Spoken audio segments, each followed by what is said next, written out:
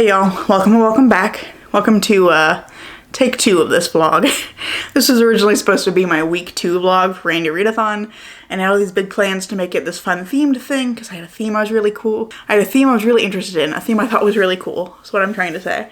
Because I was going to be reading all books about historical figures reimagined, and because I've collected several recently that I've been really interested in. I had one on Alexander the Great, one on the first emperor of the Ming Dynasty, and then one on Joan of Arc, and I've been really excited about those, and I've done almost no reading this week. So yeah, I've done basically no reading. It's actually Saturday again. It's when I would be starting my week 3 vlog anyway, so this is gonna kind of be weeks 2 and 3, but like I guess I'll like insert here some clips of my highlights from week 2 of the stuff that I did do rather than reading. So yeah. So I think that's the plan. And I've been, as I said, knitting a lot. So I guess I can show you what I've been knitting because that's fun, I guess. So at the moment I'm working on a shawl. We gotta go on a little adventure. I've been working on a kerchief shawl, it's like a triangle shawl you can like wrap around your neck. I'm working on one of those for my aunt. And I started it over the summer, and then I had to put it on pause for a little bit. Let me go in here so we have some light. Because I went to a knit night, and pardon my incredibly messy craft room. I need to come in here and do some rearranging and put stuff away. But I did part of this shawl at a knit night event, which was very fun. But I realized the next day that I had a mistake like 18 rows back from like trying to talk and knit at the same time because I'm not used to trying to do that. And so I had to rip back a huge section, and then I just didn't want to look at it anymore for a while. But then I came across a pattern that I loved for a sweater. I bought all the yarn, not since I got this shawl started. I had actually gotten the yarn earlier, but I was planning to make the sweater, and so I was like gathering all my materials only to realize that the needle tips that I needed were on this shawl. Like the shawl was on that needle. I needed it, so I had to finish it. So that's what I've been doing. I finally finished this, which is awesome because now I can give it to my aunt next time I see her. I'm not sure when that's going to be because I don't think we're seeing them at Christmas, but whenever it is, I will have it finished and I'll be able to give it to her. So that's very fun. It's on the blocking board now, so I'll show you that in a second. And then the other thing that I'm doing is I have started that sweater finally, and I spent 6 hours yesterday trying to figure out the cast on. So I'll also show you that, because this is what we're doing now. This is no longer a reading vlog, it's a here's what I'm doing this week vlog. The very last thing I'm working on, which I need to actually get this out and work on it some more. You'll actually see 2 projects here. This is a shawl I'm working on for my mom that is woven, and it is a clasped weft shawl, which is what's happening here with the spikies. So yeah, I need to get this one out and work on it some more. And then this is the kerchief for my aunt. I cannot see what I'm currently showing you. Let me try to fix this wild angle here. There we go. That is the kerchief that I made, and I think, yeah, it's dry. So this can come off the board. I'll do that in a minute. And then over here is my knitting bag with my sweater in it, which has my 6 hours worth of work in it.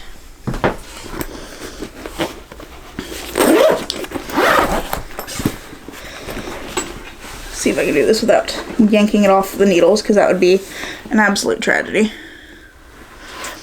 So that right there is 6 hours of work from yesterday. Very exciting. And this is going to be the back hem of the sweater. So basically what I was trying to do is that this little edge, like right here, let's see if I can get it to focus. I think we're good. This edge right here, where it looks like the knitting just kind of like rolls over the edge, that's a tubular cast on. And I've done this before, but I did it as a folded method. And this sweater had a tutorial in it for the Italian method. And as it turns out, the Italian method and I do not get along. We are not friends. That was my adventure yesterday. We're extending this to 2 weeks because I haven't been reading anything, but I did want to pop in because I was very excited that I've been knitting this morning, and I am actually seeing some progress. I've got about 1.5 inches or 1 3/4. I don't remember now how much. Yeah, about 1 3/4 inches of ribbing, and I need this to be 2 1/4 inch. So I think I've just got a few rows left. And then I get to set this aside and do the front ribbing, which is shorter. It's like 1.5 inches. And then I finally get to put all of this together and start working it around to start on the body of the sweater. And I'm very excited about it because I'm really liking this color. I think this pink is really pretty. It's a dark pink with a little bit of brown, a little bit of purple in it. So I'm loving this color and I'm enjoying working on this. And it's been nice lately to be able to knit, one, because I actually have time now that I'm out of school. It's the end of the semester, I have some time. But also because I have so many issues with my wrist hurting from like repetitive strain. And it's just been in like maybe the last 6 months or so that I've really had good success at like managing that and being able to do some work on my knitting projects. So I'm really pleased that I'm actually getting some time to work on this. So anyway, that knitting that you'll have now just seen since I've inserted clips, that's all I did last week. And I'm really excited about it. Like, I'm working on my first sweater. That's really fun. It's going really well. And it was a good week. It was just not a good reading week for anything. And I do really want to read several books for the rest of the Readathon. So anyway, we're doing take 2, and part of the reason for this is that I am DNFing the book that I started. So I was planning to do this historical figures reimagined thing and talk about Alexander the Great, because this was chronologically the first one I had in line, Unconquerable Sun by Kate Elliott, and I'm just really not vibing with this one right now. I think it's got some interesting politics that it's setting up. There's some interesting questions of like resources and control of travel points throughout the universe. There's some cool stuff happening there, but I'm just struggling to connect with the characters right now, and I don't love the writing. So I think it's not like a hard DNF. This is just me setting it aside for now because I think it's not a book for me for right now, but it's one I would like to come back to and try again later. I think it's just me being a mood reader, and this is not what I want to read right now. So I am going to DNF Unconquerable Sun. So I need to find something to replace this, which I was going to be using for Comet, I think. The prompt that was a book with an astronomical word in the title, since it has sun. And I think I know what I'm going to do already, which is I have one of these other books that I was going to read for this like themed thing, which is She Who Became the Sun, which also has sun in the title. So astronomical book acquired. I think I'm going to go ahead and start this because this is a book I've been really excited about. One of my best friends read this and she said that she thinks I'm going to love it. She loves it. She's never been wrong when she's told me that I'm going to love a book. So I think I'm going to swap over and start reading this one. Another bonus for this for me is that I have this one as an audiobook as well. And I've been doing a lot of knitting, so I could actually listen to this one while I'm knitting, which would allow me to like keep making progress while I'm doing this other thing. So I think I'm going to swap over and start reading She Who Became the Sun. I'm going to start this evening. Yeah, that is the plan. And I'll have to come up with something to replace this one for the prompt it was supposed to be for. I was originally going to use this for the Rudolph prompt, which is to start a new series. Not going to use this for that anymore, so I'll have to think through what series I want to start. Because I have quite a few that I could start. I'm just not sure which one is what I want to go with. So I'll figure that out later, but for now I think I'm going to start reading this, and yeah, welcome to week 3, with a little dash of week 2 sprinkled in. I think it's been a few days since my last update, but progress is being made. I think the last thing I talked about was that I was planning to read She Became the Sun next, and I have started this one. I'm not real far in, but I found that putting down Unconquerable Sun, since I wasn't really enjoying it at the time, was the right move, because I'm already liking this so much better. I've read about 40 pages, I think, and I'm planning to read some more this afternoon, but I'm really liking this so far. I think the writing is really interesting. It's not like flowery or lyric writing, but the way that Shelley Parker Chan describes things is so interesting, and it just is really keeping my attention the way that she's like describing people and places. And then I really like the main character, Ja.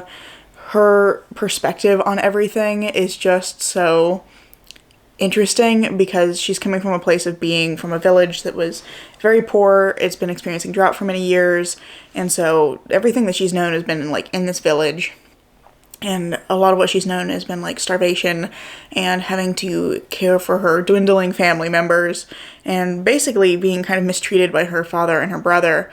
And then once we get through the bit with that's in the premise where she is like taking her brother's identity and trying to kind of take his fate, then she kind of gets out of her village and gets to experience the wider world. And her perspective on this as like a 10-year-old girl who is seeing all of these things for the first time and has never thought about what life is like outside of her village and outside of just trying to find food is just so interesting. I really love her as a character, and I'm really interested to see where this is going to go because I think her motivations are interesting, and she's really determined and kind of unyielding in some ways. So I'm really enjoying this, and I'm excited to read more of it, and I'm glad that I decided to DNF, or temporarily DNF, Unconquerable Sun, so that I could start on this instead. So I'm going to read some more of this afternoon, and I'm probably also going to do some more knitting. I don't have it on me right now, but my sweater is progressing. I've gotten the hems put together, and I've started on the actual body of the sweater, and I've got maybe 1.5 inches, 2 inches of that knit so far. So that's going really well. I'm really enjoying it. It's like really easy TV knitting. I don't know why that was hard to say, but basically it's literally just knit every stitch around, except for there's exactly 2 stitches that get purled or slipped depending on which row I'm on.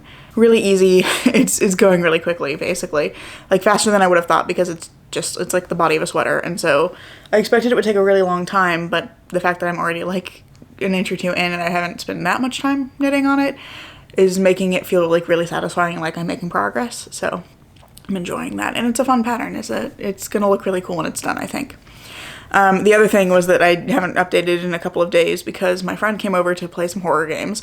We've been trying to plan a time since like Halloween, basically, to get together and play some horror games that were on our list for the year. We wanted to play Madison, which came out I think at the beginning of the year and has been getting a lot of hype, and a lot of people have said like, oh, it's the scariest game of 2022. There have been like several different articles that have said, oh, it's the scariest game. So we wanted to play that one, and then we also had the newest Dark Pictures release. The 4th game is The Devil in Me, which is inspired by H.H. Holmes, who's America's first serial killer. Kind of it's set in modern day, so it's like a copycat killer kind of situation. We played Madison first, and it was really disappointing. Like, it's spooky in some sections, that's for sure. It's got some really good set pieces, some bits of exploration that are really creepy, but the story is completely nonsensical. Like, it just has too many elements going on. But yeah, there's just like a lot of different elements that all get added as the game goes on, but they don't really come together in any kind of satisfying way by the end of the story. So yeah, we found it really disappointing, especially because there were some really good like creepy segments in the game that were very spooky, that made me not want to like keep moving forward, but it ultimately was like really disappointing. The other game though, The Devil in Me, absolutely fantastic. We think that it is Supermassive's best game so far because we really loved Until Dawn, and that was why we were excited when the Dark Pictures anthology started coming out. It occurs to me, I'm talking about this like everybody knows what this is. If you've not heard of these, Supermassive is a games company that they make a lot of different things, I think, but they're really well known for making these horror games that are basically like interactive horror movies. And the first one, Until Dawn, is about like kids who go up onto a snowy mountain to a cabin and get kind of snowed in, and like series of things happens to them there. It's very like, it takes horror tropes and it's like playing a horror movie, but they have this series going on right now that's like shorter horror games that are in a season. They're kind of interconnected, not interconnected in like the stories connect, but there's like Easter eggs for each game and each subsequent game, and they're all connected by way of being stories that are being told to the player by a character known as the curator, who you see at the beginning of each game, and like he pops in throughout the game to be like, oh yeah, here's where you're at, here's how you're progressing, would you like a hint? So you like play through each of those, and we were really excited for the first one, which we really liked. The second one we thought was disappointing, but really scary while you're playing it. The third one has the best twist, we think. And then the fourth one, I was really excited about it because it was H.H. Holmes, inspired. But my friend was kind of worried it was just going to end up being like gross out horror because it felt a little like, in the trailer it kind of suggests it might be a little bit like the Saw movies, where there's lots of like, you know, traps where you have to hurt yourself or hurt somebody else to get out of them. And so she was afraid it was going to get just into kind of gross out horror, which she really doesn't like. But ultimately, it did not do that. It was really good. It does a great job of maintaining tension across the entire game. It pretty well balances, like, the chase sequences with the exploration sequences. So you're never being chased for too long, where you start to go, okay, let's get this over with. I want to get out of this part now. But you get these nice little breaks doing exploration where you're finding out little pieces of the story. And it was just really fun. It was a great game. And it's, I think, got my favorite villain in it too. Like, the bad guy in this game is very scary. He never ceases to be a threat. He's never stopped being scary. Because I think you can have that happen sometimes where a villain, by way of either having the monster revealed too early or just behaving oddly, like, villains can stop being scary. But I feel like this one did a really good job. I don't know why my camera's trying to focus on, like, this book, so we're just gonna push it out of frame. He never stops being scary, and he just remains like a very looming threat throughout the game. So I really liked that. He's very, I think I saw one article that was like a review that described him as being Michael Myers in a bowler hat. And that's pretty accurate. He very much has the, like, Michael Myers or Jason Voorhees kind of thing where he just keeps coming. He doesn't really run after you, but he's persistent. He can't be stopped. He just gets up, keeps walking, and he never goes any faster than, like, maybe a light power walk. Like, that's it. He never walks quickly. He's just very persistent, and it's like you can't get away from him. So I really enjoyed that. He's very scary. 10 out of 10. Would recommend. Really, even with my issues with some of the earlier games, I think I'd recommend all of the Supermassive games. Like, they're just fun to play, especially if you can play with a group. Until Dawn doesn't have this, but the later games have, like, shared modes where you can play movie night mode where you play with a friend and, like, pass the controller back and forth and it, like, tells you when it's your turn. Or there's also a shared story that's very scary, where if you're playing online with somebody else, you're playing different parts of the story at the same time. So I really recommend them. They're really fun. But yeah, that's my video game rant over. It's been a very fun couple of days because we did finally get to play those games. How many times can I say get in one sentence? It was fun. We got to play those finally. I've read some of She Who Became the Sun, which is really good, and I've been knitting. So honestly, I'm having a great week, and I'm hoping to have some more book progress later today. Before we go, though, I am gonna gently, we gotta see the cat. There he is. Please ignore my very messy desk. My cat is being cute, and therefore you need to see him. Well, it's Friday now, and I'm about the 1/3 mark of She Who Became the Sun, or 1/4 maybe. I didn't grab the book, but I do have the dust jacket sitting here, so I'll just hold this up. I'm still loving this book. I think I've met 3 perspective characters so far. I don't know if there's more, but I really like all 3 of the ones we've been introduced to. And there's a lot of really interesting, like, politics and social change happening in the world. You have these kind of major players who are, in a sense, all people who've come from nothing and then are seeking something beyond that. And I think that's really interesting. They're all people that, like, understand how to deal with people or how to navigate the situation they're in as a result of kind of either the drive to survive or having a very precarious social position and having to, like, work really hard to maintain that, or in some cases just kind of being overlooked and getting access to more information than they should technically have because they're just seen as not necessarily not a person, but, like, they're seen as insignificant. And so I just think that that's really interesting, and I really love all the perspective characters we met so far. I'm really looking forward to seeing what's going to happen next because I've just gotten into part 2, And yeah, there's been like a big change to the status quo, so I'm curious to see where it's going to go from here. But that's all the reading I managed to do. I also am still like in the middle of Leech. I have not listened to more of this because I've just not been doing anything where I felt like I could focus on an audiobook. I might do some weaving later though, and I can definitely listen to an audiobook while I do that. But I think I'm going to leave this vlog off here so I have time to edit it this evening, and because I don't think anything more interesting is going to happen. It's been a very weird couple of weeks. I've done some other fun things. I mentioned already I had played horror games with a friend of mine, but I also played a puzzle mystery game yesterday called Strange Horticulture. It's really fun. It's really short. It's about 5 hours long, and the whole thing is really fun. It's all about like plant identification and choosing the right plants to use for different situations. So I thought it was great. Highly recommend it if you're looking for like a fun puzzle game that's pretty easy. It's very much like a point and click kind of puzzly thing. So yeah, I really enjoyed that. But I haven't done much reading. So yeah. I think we're going into holidays now. It's the 23rd of December. I mean, we've been in the holiday season already. But, you know, tomorrow is Christmas Eve. So I think I'm gonna maybe, I don't know if I'm gonna vlog next week or not. You'll find out when the video gets posted, because I'll either vlog or I'll do like an update that's also like my wrap up for the month, because I was planning to do like a little short wrap up at the end of the last week anyway. So it'll be one of those two things, either a vlog or an update.